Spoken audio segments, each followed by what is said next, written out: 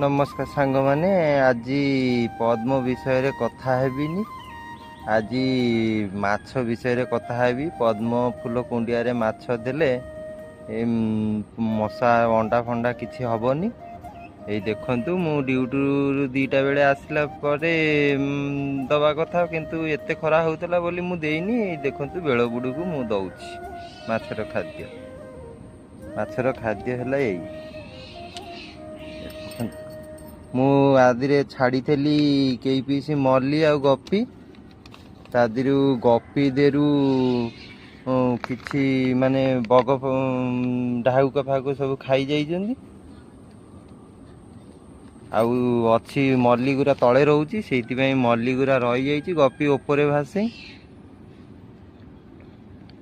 ସେଇଥିପାଇଁ ଏଇ ଦେଖନ୍ତୁ ମାଛ କେମିତି କ'ଣ ବୁଲୁଛି ପାଣି ଭିତରେ। ଟୋଟାଲି ଏଇ ମାଛର ଅକ୍ସିଜେନ୍ ଫକ୍ସିଜେନ୍ କିଛି ଦରକାର ନାହିଁ।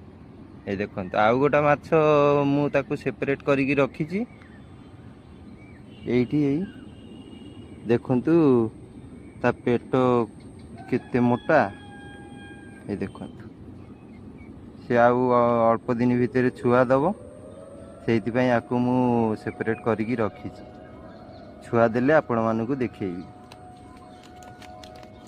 ଆଉ ମୋ ଭିଡ଼ିଓ ଯଦି ଆପଣମାନଙ୍କୁ ଭଲ ଲାଗୁଛି ଲାଇକ୍ କମେଣ୍ଟ କରିବେ। ରହିଲି, ଜୟ ଜଗନ୍ନାଥ।